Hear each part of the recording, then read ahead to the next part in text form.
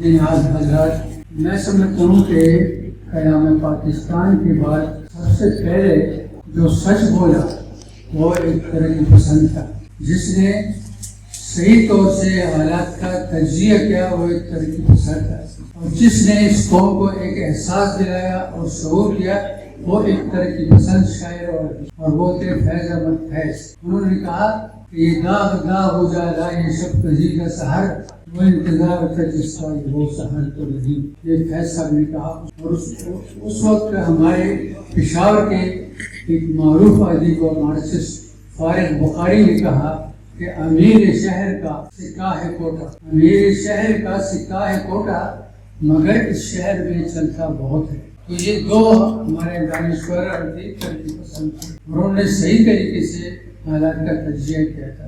ان کی سیاسی ذہن فارغ بخاری کے حوالے سے احمد سلیم صاحب نے کتاب بھی لکھی ہے، ابھی آ جائے گی، اور اسلام آباد میں ان کی بھی 7 سال تقریبات ہو رہی ہیں نومبر میں۔ اور جو حالات اس ملک میں اسٹیبلشمنٹ اور بیوروکریسی نے پیدا کیے، اس کا سب سے پہلے شکار بھی بانی پاکستان بنے کہ ان کی پہلی تقریر جو تھی آئین ساز اسمبلی میں، ان کی پہلی تقریر جو پالیسی تقریر تھی جس میں انہوں نے کہا تھا کہ اس ملک میں سیکولرزم ہوگا، تو اس کو ان کو سینسس کر دیا گیا، تو سب سے پہلے شکار بھی بانی پاکستان خود بنی، اور پھر مسلسل یہ 70 سال تک تحریر و تقریر کی آزادی چھینی گئی لوگوں سے، کسی کو سچ بولنے نہیں دیا گیا۔ ہمارے ہاں تو جتنے بھی رائٹر تھے، ادیب تھے، وہ ترقی پسند تھے، سوشلسٹ تھے، وہ کو پرست تھے، ان سب کو جیلوں میں ڈالا گیا۔ اجمل خٹک، کلندر مومن، غنی خان اور کئی سینکڑوں ادیب انہوں نے کئی سال جیلیں کاٹی کیونکہ انہوں نے سچ کہا تھا۔ اور اس وقت کے ایک شاعر نے یہ کہا تھا کہ فقیہ شہر بولا بادشاہ سے، فقیہ شہر بولا بادشاہ سے، بڑا سنگین مجرم ہے یہ آقا، اسے مسلوب کرنا ہی پڑے گا کہ اس کی سوچ ہم سے مختلف ہے۔ فقیہ شہر بولا بادشاہ سے، بڑا سنگین مجرم ہے یہ آقا، اسے مسلوب کرنا ہی پڑے گا کہ اس کی سوچ ہم سے مختلف ہے۔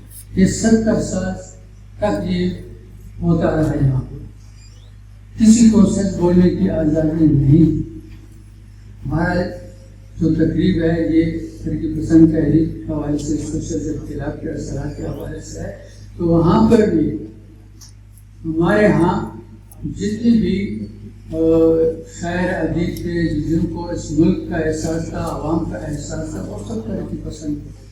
انہوں نے لکھا، جیلیں کاٹی، ٹارچر سیلوں میں گئے، لیکن انہوں نے لکھا، وہ کسی کے آگے جھکے نہیں، بکے نہیں، انہوں نے کبھی بھی اس سے کام نہیں دیا کہ بھائی کہتے ایک بات ہے اور کرتے دوسری بات ہے۔ تو یہ ہے کہ ہمارے ہاں اس وقت پہ افغانستان کے ادیب بھی وہ بھی پشاور میں ہوتے تھے۔ یہ ہمارے جو نور محمد ترکی جنہوں نے انقلاب کیا، افغان انقلاب، اس کے لیڈر تھے، تو افغان انقلاب جو تھا اس حوالے سے بھی ہم کہہ سکتے ہیں کہ وہ بھی ہمارا انقلاب تھا، کیونکہ ایک ہی خطہ ہے، ایک ہی علاقہ ہے، اور پھر وہ جو وہاں پہ جو پڑھے لکھے ادیب تھے، رائٹر تھے، وہ پشاور میں ہوتے تھے۔ تو یہ ہے کہ اس انقلاب میں ہمارا بھی حصہ ہے، ہماری ترقی پسند ادیبوں کا، کیونکہ ان کے ساتھ تعلق ہوتا تھا۔ افضل منگل شام پہ ہوتے تھے، اجمل خٹک ہوتے تھے، وہ لوگ یہاں آتے تھے، یہ وہاں پہ۔ لیکن افسوس ہے کہ جب انقلاب ہوا تو اس کے ساتھ ہم نے کیا سلوک کیا، افغان انقلاب کو ہم نے خون میں نہلایا۔ یہ دیکھیں انقلاب کا فائدہ بھی ہمیں پہنچ سکتا ہے، لیکن کیا ہوا کہ ہم نے انقلاب میں مداخلت کی۔ سوئٹزرلینڈ کا اور افغانستان کا امان اللہ خان کے وقت سے ان کا ایک آپس میں معاہدہ تھا، پھر ظاہر شاہ کے دور میں اس جو دوسرا معاہدہ ہوا کہ کسی ملک پہ برا وقت آئے دوسرا ملک اس کی مدد کرے گا۔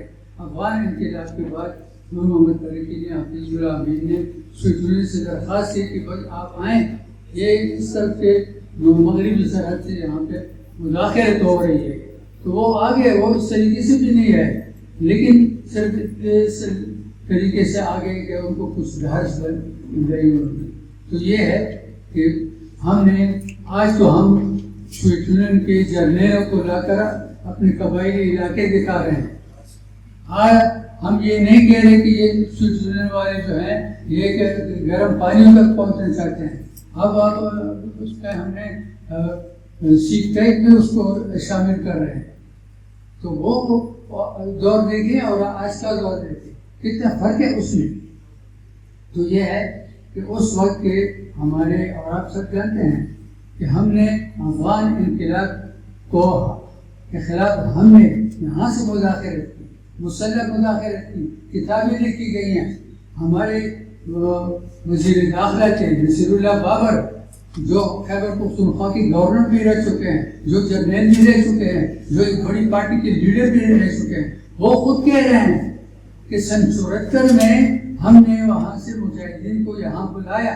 آپ دیکھیں انقلاب ہوئے 1978 میں, اور یہ نصیر اللہ بابر کہہ رہے ہیں کہ ہم نے ان کو سن 74 میں یہاں بلایا. ان کو میری پارٹی کے لیڈر نے کہا کہ ان کو ٹرین کریں, تو میں نے ان کو FCC کے حوالے کیا, انہوں نے ان کو ٹریننگ دی. پھر میں نے اس کے بعد ان کو ISI کے حوالے کیا, اس کے بعد پھر میں نے ان کو CIA کے حوالے کیا, اور جب وہ مکمل ٹرین ہو گئے تو پھر ہم امریکہ کے امداد کے ذریعے ہم نے افغانستان میں تخریبی کارروائیاں شروع کی. یہ نصیر اللہ بابر کے اپنے الفاظ ہیں, یہ ریکارڈ پہ ہیں, اس سے کوئی انکار نہیں کر سکتا. تو یہ گلبدین حکمت یار, اس کے تو یہ مجاہدین کے جتنے بھی لیڈر تھے, 7-8 پارٹیاں تھیں, ان سب کو انہوں نے, ہماری حکومت نے ان کو تربیت دی اور ان کو پھر افغانستان میں ان کو استعمال کیا. لیکن جب یہ لوگ اس کے بعد افغانستان میں داخل ہو گئے مجاہدین سو کالڈ, تو پھر یہ ان کی بات نہیں مانتے تھے. تو نصیر اللہ بابر کہتے ہیں کہ جب یہ بات ہماری بات نہیں مانتے تھے تو پھر ہم نے ان کی توڑ کے لیے ہم نے طالبان بنائے. آپ نے سنا ہوگا ٹی وی پہ بھی انہوں نے کہا ہے, اخبارات میں کیا ہے, وہ ان کا کہنا ہے کہ یہ طالبان میری تخلیق ہیں, یہ میرے بچے ہیں, ان کو ہم نے تخلیق کیا ہے. یہ ان کا بیان ہے نصیر اللہ بابر کا, ایسے کوئی انکار نہیں کر سکتا. تو یہ ہے کہ آپ ذرا دیکھیں کہ اس میں افغان انقلاب کو پیچھے دھکیلنے میں کس کا ہاتھ, وہاں پہ یہ قبائل کس سے پہلے, اور اس کے نتیجے میں یہاں پہ کہ ازماست برماست, یہ وہاں پہ ہم نے جو کچھ کیا تھا, جو بویا تھا, وہ پھر ہم نے خود کچھ دھماکوں میں اور حوالوں سے وہ ہمارے ساتھ بھی وہ ہوا شامت ہمارے ماں صورت نادر گرفت. تو یہ ہوا ہے ہمارے ہاں, تو ابھی ہو رہا ہے, وہ سلسلہ ابھی ختم نہیں ہوا. قبائلی علاقہ جات میں ان لوگوں کو کس نے بٹھایا, اسامہ کو اقتدار میں کس نے بٹھایا تھا. یہ اور لوگ جو القاعدہ کے لیڈر تھے, یہ کوئٹہ میں جس کی مجلس شورا بیٹھے ہوئے, تو وہ تو کون لائے تھا, کیا ہم لائے تھے؟ تو جو لوگ لائے تھے اب وہ لوگ کہہ رہے ہیں کہ اس کے خلاف ہم دہشت گردی کے رد الفساد ہے, یہ ہے وہ. تو یہ باتیں سمجھنے کی ہیں کہ ہمارے ساتھ کیا ہوا. تو یہ ہے کہ اس کو سمجھنا چاہیے. ہر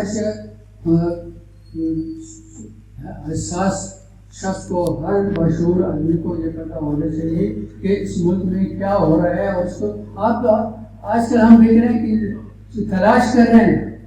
ہماری عدالت ہم سے پوچھتے ہیں کہ آپ میں صادق اور امین کون ہے. یہ دیکھیں, یہ تماشا دیکھیں, وہ ہم صادق اور امین کا وہ دیں گے. یہ کیسی بات ہے؟ صادق اور امین کو کیا جو عدالتوں میں بیٹھے ہوئے ہیں یا بڑی بڑی کرسیوں پہ بیٹھے ہیں, کیا وہ سب صادق اور امین ہیں؟